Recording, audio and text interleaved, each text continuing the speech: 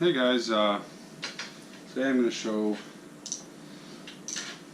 a little bit of a information video, I guess, and the ways that I float fish for salmon, steelhead, whichever species you are going after. This is just ways that I do it, and hopefully it helps give you a little bit more information if you're new to it and show you how to do it yourself. So, for starters, this is the rod that I fish with. It is a Fenwick Elite Tech. It's 13 feet, which is kind of outrageous, but I like the length on it because it can really send the cast out there if you wish. I fish with an Islander steelheader. You definitely do not need to go spend $400 or $500 on a reel to start centerpin fishing if that's what you're looking into getting into. You're perfectly fine with starting off with a Berkeley reel, a Kuma reel. I had an Akuma Aventa for probably just about 2 years before I even got that Islander. So yeah, but anyways, so first things first is start off with your main line. You just have a blank canvas here, and if you're float fishing, the first thing you're going to need, it's just the way I do it anyways, is a bead stop. These you can buy for about $1.99 at the tackle store here in Chilliwack. They sell them at Darden Tackle and Fred's Custom Tackle. And that's what they look like there. So in order to put that on, you just slide your main line through one of the hoops on the bead peg, and then you just take your peg and just slide it onto your line like that. So then it creates a stop for your float. So you need one on the top, and you need a float. This is just a basic clear drift. I use a 25-gram Fred's float. So then you just feed your main line through the inside of the float.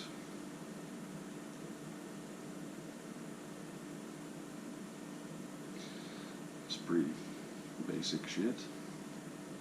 Alright. So then again, just grab another one of these float stops, which you'll probably always be losing these bloody things on the river.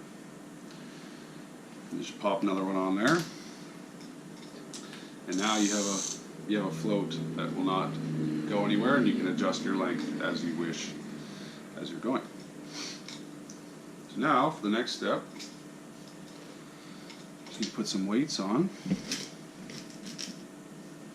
So you can use all different kinds of weights. This right here is like a bullet weight type of style. I prefer these, but there's also these, which are the egg types, which is kind of like an oblong shape. So for a 25 gram, I'm not sure what the weight of these are. I think they're a quarter ounce. I use 3 of these weights anyways. I believe it's quarter ounce. But when you're out in the river, just check your weights.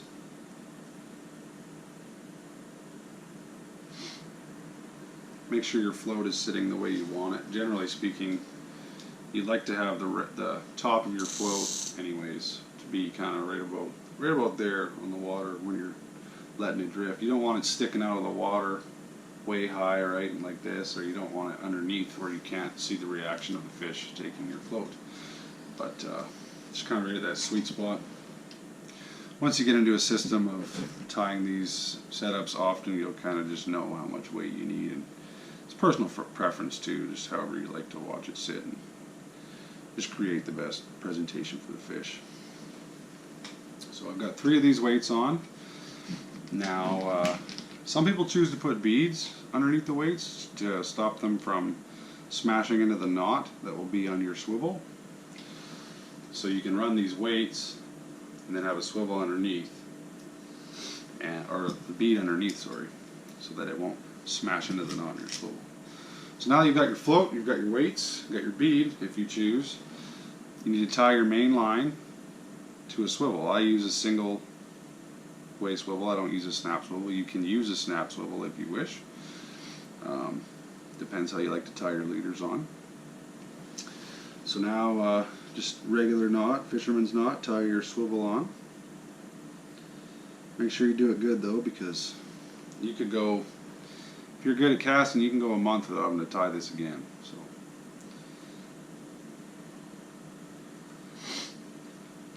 just basic fisherman's knot.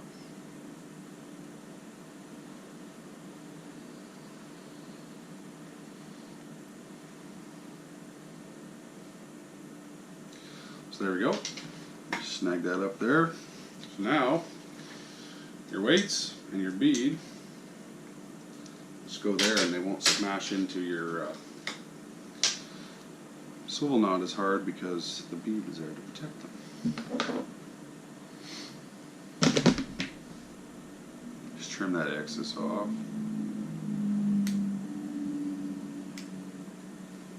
Preferably without dull scissors.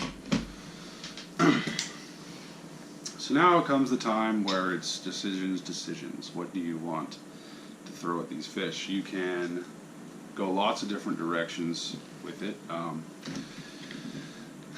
You can throw things like this for steelhead, for example.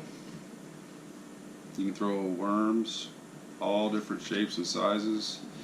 You can throw gooey bobs, which is like a synthetic artificial bait. You can throw real roe if you like. You can throw shrimps. You can throw prawns. You can throw beads, which is a excuse me, pretty popular thing now. I don't know if you can see this very well, but that's my bead collection. This is kind of a new era of fishermen have been using these like crazy. You can catch all different kinds of fish with beads, but for today, I'm going to tie a basic worm on there. So, get some leader line. This I prefer to use like a fluorocarbon leader. I use Seagar, STS. It's basically just your basic leader. If you have a main line on your reel, say you're running 15-pound main line, don't run a heavier or equivalent leader. Just run just shy of it. So for example, I run a 15-pound main line from my reel. So what I'm running is, oh, this is my wrong side. Okay, so this is a 12-pound leader line, which is 3 pounds shy of what my main line is. That way, if you hook up on something, you just snap your leader off instead of breaking everything off and losing your,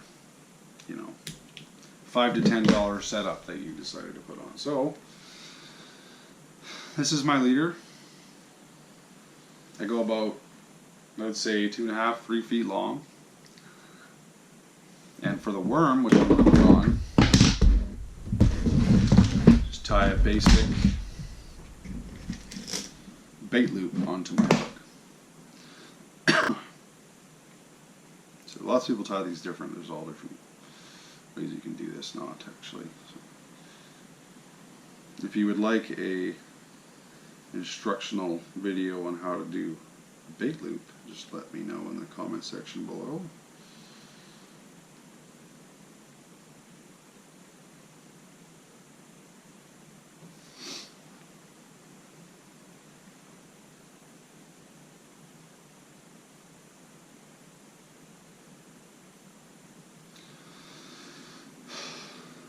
Alright, so now I've got my bait loop on there.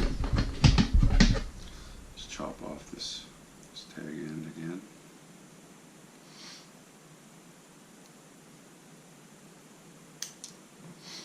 Alright. And now it is time for the worm. So I'm going to go with this one just because it seems to be working for steelhead in the Veta River right now. So there's different ways you can tie them on, but first things first is you're going to need one of these, which is a worm needle. You can get them in short ones, you can get them in longer ones, kind of depends. Obviously if you're running a giant fucking thing like this, you're gonna need a bigger pin. So this little guy, I just need a small one. Now this has a loop on one end just like a sewing needle, so you'll just ram this through the dead center of this worm, and it depends if you want to go from the bottom side of it or the top. So either you'll have your worm sitting like this in the water as it's going along, or you can have it upside down, and it's personal preference, whatever you feel like doing. This particular one I'm going to run from the upside down, just because I've already got some other ones tied up that are right side.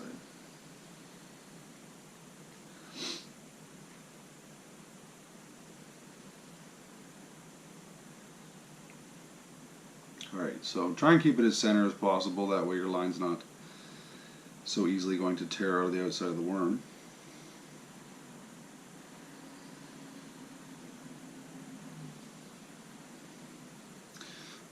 So what I've done here is I've left about, I'd say about an inch, inch and a half out of the bottom end of the worm, and that's just to leave some play and kind of catch their eye as they go by. So now I gotta find my hook that I just tied. There we go.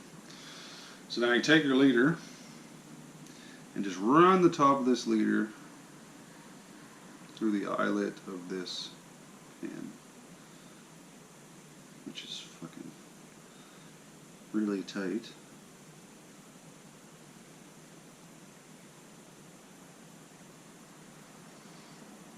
Now you just run your worm through,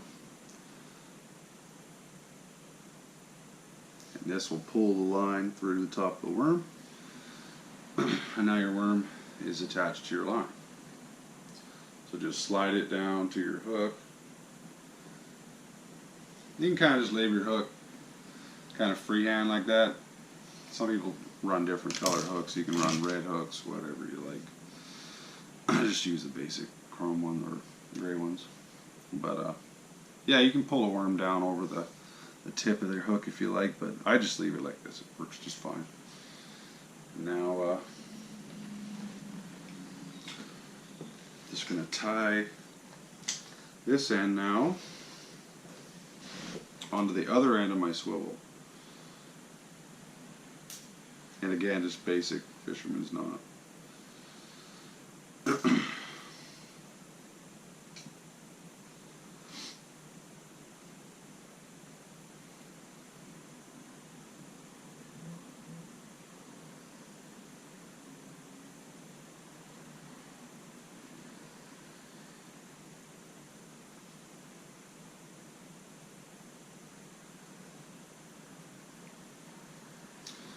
Pull that snug.